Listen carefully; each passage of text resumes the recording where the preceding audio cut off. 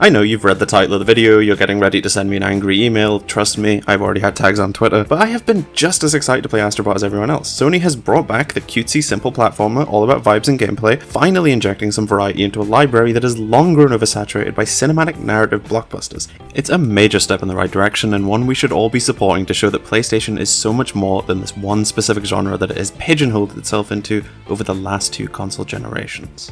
But as good as it is, Astro Bot isn't just a cutesy platformer. It also pays homage to PlayStation's rich history with appearances from icons of the genre like Jak and Daxter, as well as more contemporary favourites like Bloodborne. Fans are beyond thrilled that Sony is finally acknowledging these long dormant properties, seeing Astro Bot as one big celebration of the past 30 years of PlayStation just in time for its anniversary. But all I see is a graveyard of wasted potential.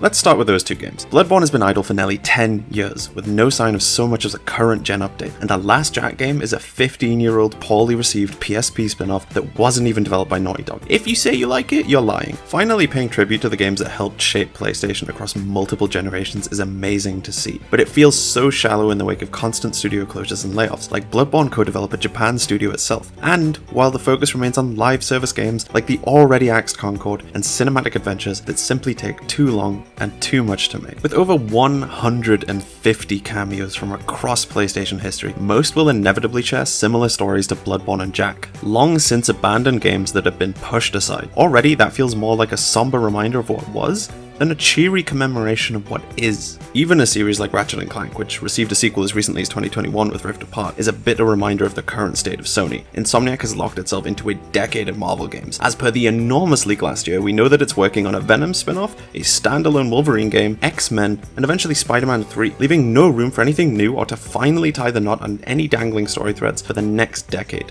The modern Sony is chasing trends, not innovation. Walking through Astro Bot and quote-unquote rescuing these PlayStation-ified droids will have a bitter irony to it. Fans finally have the agency to pull their favourites out from their shallow graves, but only for a brief appearance in one big crossover extravaganza. It's hard not to feel cynical given what PlayStation has become. I have to say though, the passion and appreciation from trailers alone is infectious. I cannot wait to get my hands on it. Team Asobi is putting meticulous care into honouring these legacy series. It's so endearing, even the cynicism can't take away from that. But comparing it to Little Big Planet 3's many crossovers from 10 years ago shows a stark contrast. The context these 2 games exist in couldn't be more different. With Little Big Planet 3, which has had its online servers shuttered, wiping away swaths of PlayStation history, the Sackboy costumes felt like a celebratory coming together. It was an uplifting moment of all our favourites uniting, looking at the rich tapestry PlayStation had to offer while also bringing together fans of all different genres. With Astro Bot, it's more of a bleak reminder of how good PlayStation used to be, and how it's pushed so much of that talent aside in a desperate bid to earn the prestige and respect of film, while clamouring to the unrealistic heights of titans like Fortnite.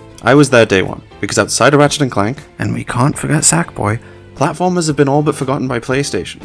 Astro Bot could finally break the mold and bring back that PlayStation magic that made it so iconic to begin with, but the cameos that people are jumping with joy over feel hollow, because so many formative PlayStation classics are dead and buried.